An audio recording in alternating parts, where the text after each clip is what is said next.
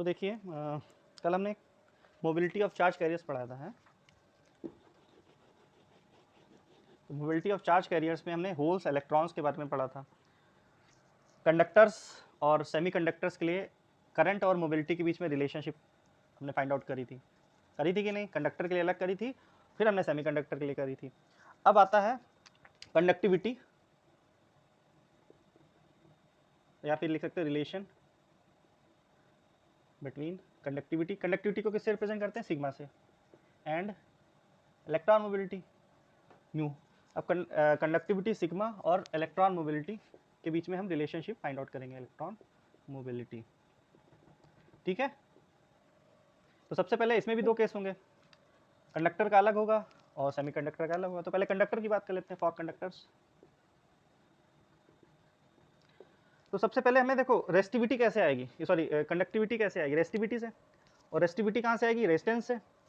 अब ऐसा कोई चीज़ बताओ जहाँ पे करंट भी हो, रेसिस्टिविटी भी, और हमें पता क्या है किसके बीच में रिलेशन? करंट के बीच में और मोबिलिटी के बीच में। तो कौन सा ऐसा लिंक होगा जहाँ से हम पहुँच सकते हैं, दोनों रेसिस्टिविटी और इलेक्ट्रॉन मोबिलिटी के बीच में रिलेशनशिप फाइंड आउट कर सकते हैं? दिमाग लगाइए। Ohm's law.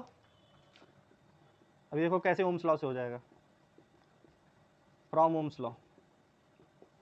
ओम्स लॉ के अकॉर्डिंग क्या होता है? आई इज इक्वल टू, पहले आई का फॉर्मूला क्या था? आई का फॉर्मूला क्या था इन टर्म्स ऑफ मोबिलिटी? अरे कंडक्टर्स की बात कर रहा हूँ मैं अभी। क्या था भाई formula? N E A V D, जो आपका इलेक्ट्रॉन डेंसिटी थी, सॉरी वो जो ड्रिफ्ट वेलोसिटी थी, इसमें कोई का फॉर्मूला इन टर्म्स ऑफ, पहले आपको जब कभी भूलना तो सिंपल सी बात है, N E A V D होता है।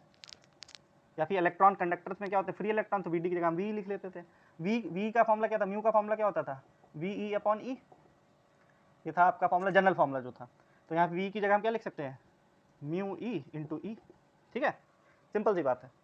अच्छा, करंट को इन टर्म्स ऑफ वोल्टेज, और हमें भाई रेसिस्टिविटी के टर्म में लिखना है ना, ये तो हम निकाल ही चुके हैं, यहाँ तो पता ही कर चुके हैं, रेसिस्टिविटी के टर्म में लिखना है। तो I equal to V upon R होता है, V upon R, where V is the potential difference, R is the resistance, N E A V mu E into E हो जाएगा कि नहीं हो जाएगा? यहाँ तक क्लियर है? अच्छा, वी का फॉर्मूला क्या हो जाएगा इन टर्म्स ऑफ इलेक्ट्रिक फील्ड? अब मैं इलेक्ट्रिक फील्ड क्यों बोल रहा हूँ? क्योंकि यहाँ पे भी इलेक्ट्रिक फील्ड है, तो कैंसिल आउट हो जाएगा। ठीक है, वी के टर्म में लिखना चाहो तो वी के टर्म में भी फॉर्मूला आ सकता है। तो वी इक्वल टू क्या होता है in terms of E? E L होता है। Very good. E is equal to V upon L होता है। तो वी इज इक्वल टू क्या हो जाएगा? E into L. जब इलेक्ट्रिक फील्ड यूनिफॉर्म रहती है तब ये केस होता है। ठीक है, तो वी की जगह हमने ई एल रख देना है, और रेजिस्टेंस की जगह फॉर्मूला कौन सा रखना है? रेसिस्टिविटी वाला, क्योंकि रेसिस्टिविटी में हमें कंडक्टिविटी के टर्म में लाना है आंसर। तो रेजिस्टेंस का फॉर्मूला क्या होता है? Rho L upon A, where rho is the resistivity and L is the length, A is the cross sectional area. तो N E A mu E into E, E से E cancel out हो गया। हो जाएगा कि नहीं हो जाएगा?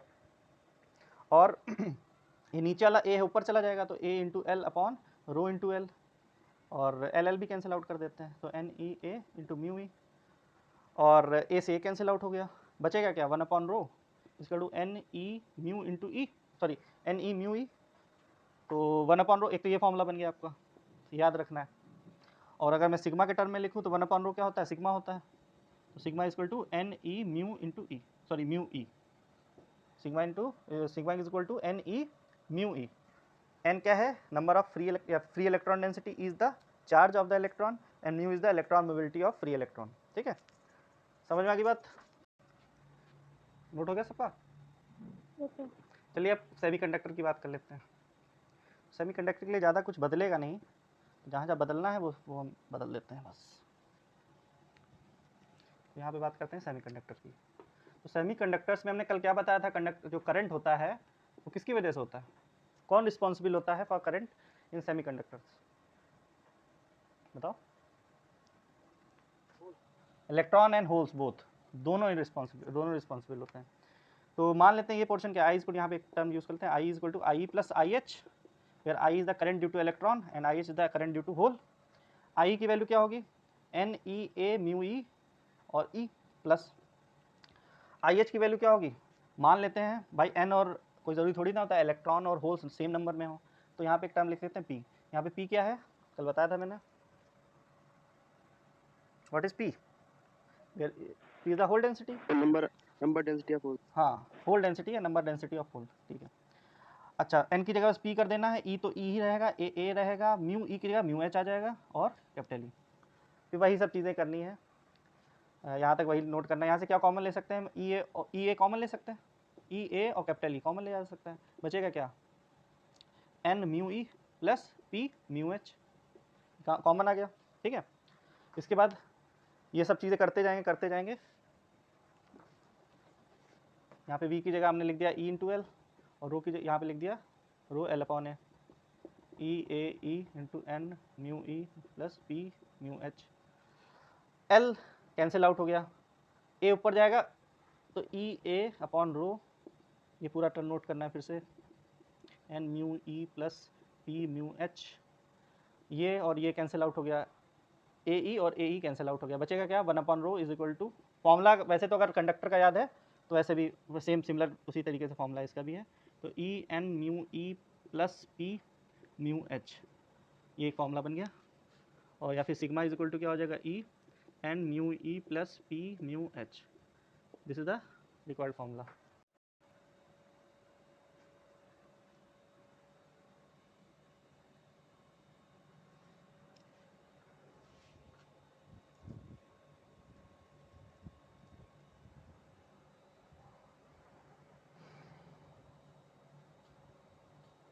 पे बेस्ड है ये जो तुम्हारा फॉर्मूला है कंडक्टर वाला, उसी पे बेस्ड है। तो जिसका नहीं हुआ है वो ध्यान से देखें। बोला क्या है, number density of free electron in a copper, N की वैल्यू दे रखी है स्मॉल एन की 8.5 10⁻28 पर मीटर क्यूब गिवन है। करंट फ्लोइंग हमें निकालना है, लेंथ दे रखी है 0.2 मीटर, एरिया दे रखा है 1 mm स्क्वायर। तो इसको कन्वर्ट, देखो mm स्क्वायर है तो ऐसा यूनिट तो है नहीं, इसको कन्वर्ट करना पड़ेगा, तो 10⁻³ का होल स्क्वायर हो जाएगा मीटर स्क्वायर, 10⁻⁻6 मीटर स्क्वायर। और फिर दिया हुआ है वोल्ट, एक पर्टिकुलर 4 वोल्ट की बैटरी से कनेक्टेड है, तो 4 वोल्ट का पोटेंशियल डिफरेंस है। इलेक्ट्रॉन मोबिलिटी म्यू दे रखी है 4.5 10⁻⁻6 मीटर स्क्वायर पर वोल्ट सेकेंड। तो ये यूनिट हो गई किसकी,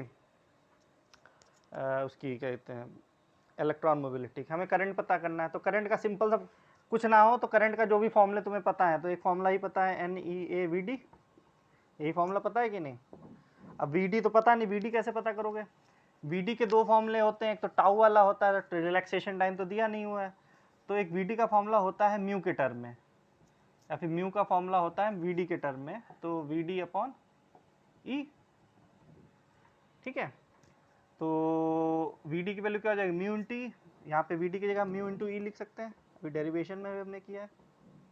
तो N E A mu into E कैसे पता करोगे, E equal to V upon L होता है, तो बस वैल्यू रखते जाना, काम होता जाएगा। ई की वैल्यू हो गई भाई 1.6 10⁻⁻19, ए की वैल्यू क्या हो गई, ये 10⁻⁻6, और म्यू की वैल्यू क्या हो गई, ये 4.5 10⁻⁻6, और ई की वैल्यू होती है वी अपॉन एल, तो वी अपॉन एल की जगह हमने लिखना है 4 अपॉन एल कितना है 0.2। इसको सॉल्व करने के बाद आ रहा है आंसर 1.22 एम्पियर। इसका एक और क्वेश्चन है, वो बोलना पड़ेगा मुझे, ये लेना, इसकी पिक लेना भूल गया मैं।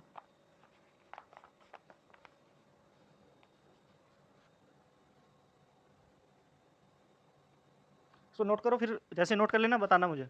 एक और क्वेश्चन है न्यूमेरिकल। हो गया सर। चलिए, आप voltage of 2 volt, a voltage of 2 volt is applied between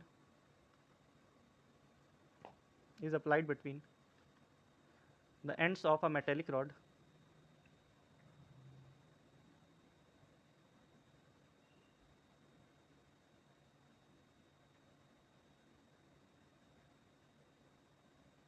of length 1 meter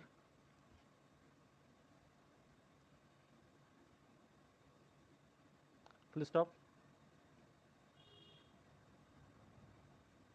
if the resistivity of the metal is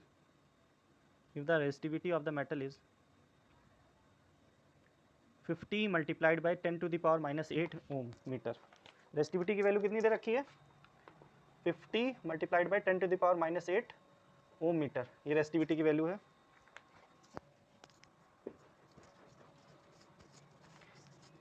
and it has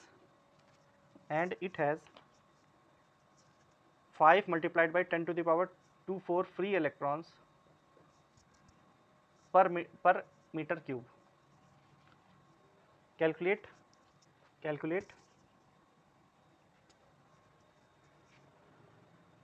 drift velocity पता करनी है हमें, ठीक है।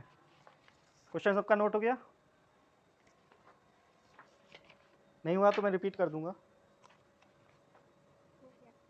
तो करिए क्वेश्चन करिए, बड़े आसान क्वेश्चन है, सिंपल से क्वेश्चन है।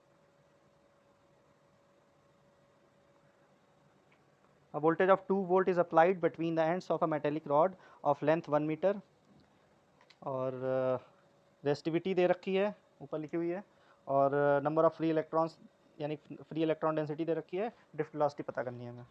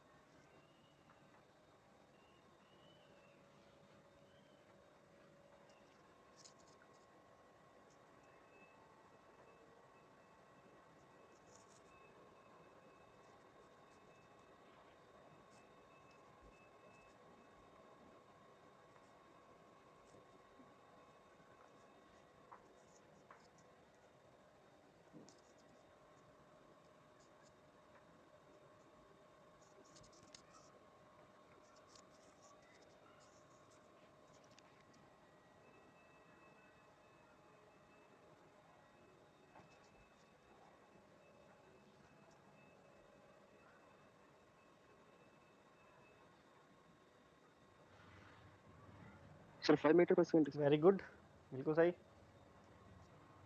और किसी का भी आंसर आया? हिमांशु, कृति, हिमांशु, प्रियांशु, अवधेश?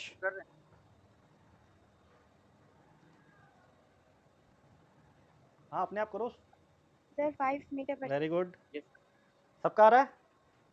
किसी का रह गया तो बताओ, मैं करवा दूँ। चलो बता ही देता हूँ। तो देखिए एन की वैल्यू गिवन है, रो की वैल्यू गिवन है, वी डी निकालना है, और क्या क्या गिवन है भाई? वी दिया हुआ है, वी बहुत सारे तरीके हैं इसको करने के, कहीं से भी शुरुआत कर लो आंसर आ ही जाएगा।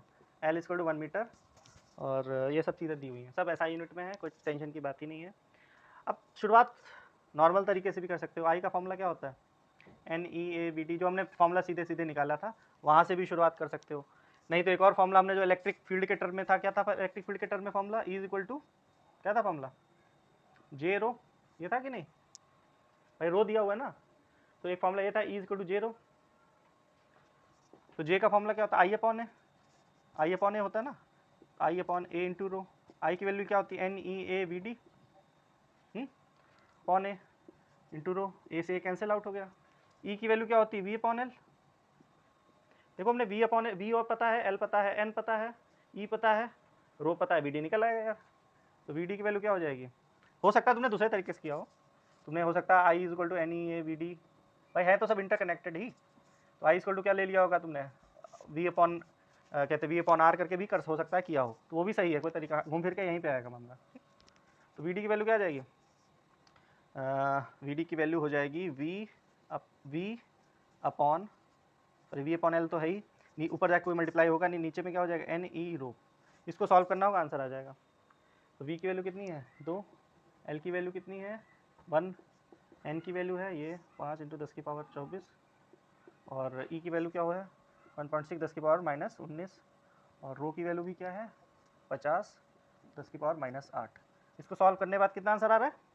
5 मीटर पर सेकेंड, ठीक है ना। यहाँ से भी शुरुआत कर सकते हो, एक ये तरीका है, नहीं तो I is equal to N E A V D, यहाँ से भी शुरुआत कर सकते हो। तो वी अपॉन आर करना, N E A V D, और हमें पता है 1 अपॉन रो का डायरेक्ट फॉर्मूला क्या पता है? ई क्या था? ई एन या फिर ई ए और कैपिटल ई कैंसिल आउट हो गया था, स्मॉल ई स्मॉल एन और आपका म्यू ई। अब म्यू ई की जगह वी डी इंटू ई लिखोगे, वी डी अपॉन ई, ये भी एक तरीका है।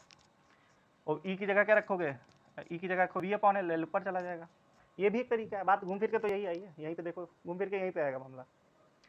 ठीक है, कैसे भी करो आंसर वही आना है, कोई भी अप्रोच कर सकते हो, जो भी क्लिक कर जाए, जो भी दिमाग में क्लिक कर जाए वो अप्रोच फॉलो करो। नोट डाउन करो।